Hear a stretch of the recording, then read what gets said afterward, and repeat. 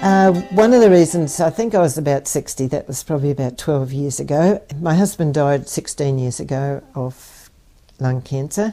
He was a very heavy smoker, and because I was a physio, I don't think I nagged him, but he always said I was more concerned about the money. That's why I didn't want him to smoke. But it wasn't that at all. I just think I've seen operations of lungs of people who have been heavy smokers, and I just knew what was happening. But I still had my work, and I didn't have the children at home. They'd left home by that time. And I came to the conclusion that there was a lady here who wanted to set up a bit of a practice in Lumsden. I could see that she was far more experienced and had more skills than I did, so I still kept up my practicing certificate, but I just took people who came. I didn't actually, well, you don't solicit patients, do you? But I took a back seat, and I often, if they wanted any manipulation or anything like that, I'd refer them to her.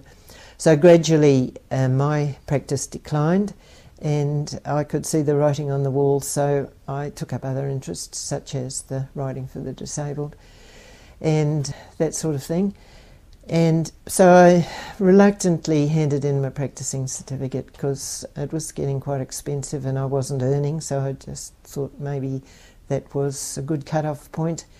And I knew that I wasn't able to do any actual treatment, although there was pressure from a midwife here to take up the antenatal and postnatal, but I resisted that even though I knew that I could still do it, practically do it, but not legally do it.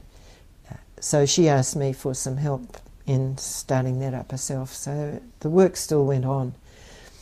And I still got rung up, and I would just refer them to the other physio, but then when she left, because there wasn't enough work for her, and she has since moved to Gore, people would still ring up. But I was very careful just to give an opinion, and I'd always end up with, well, you know, I really think you should go and see the doctor. And that was my covering. But if it was something simple, and I would give my advice as far as I knew it, but I tried to cover myself because I knew that I shouldn't do too much.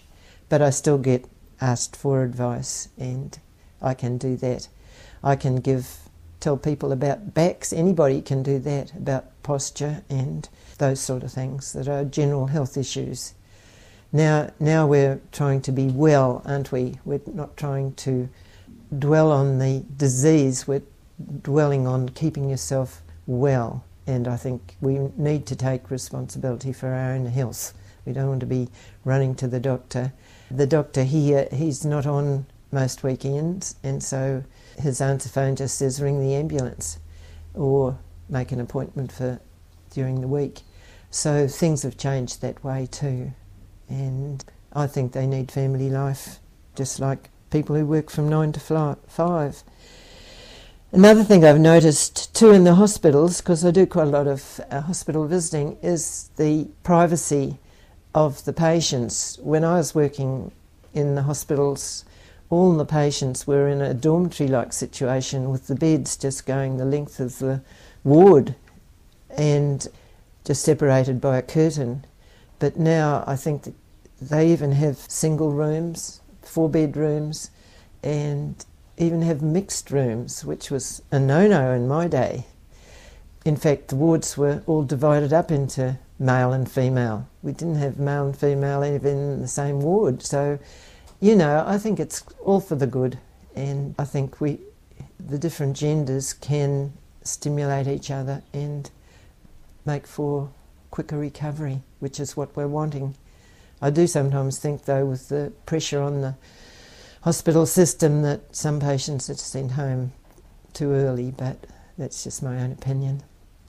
And nowadays I think, though, that getting them out of bed early is the thing. Even if they're still in hospital, they seem to get them out of bed earlier, and that you don't see physios going around with lists of chests to do. Breathing exercises was given to everybody when we were working in the hospital, and that's why I can't eat oysters, because we used to call the little blobs of bronchiectasis oysters. And yeah, Well, I've never tried an oyster, but I'm pretty sure I wouldn't like it. But it was very satisfying, and doing postural drainage, we did a lot of that. But yeah, some things have changed for the good and some things perhaps not. But that's the way the world is. But it makes me cross when I see people still smoking, like my own son, still smoking, even though I saw his father dying of cancer.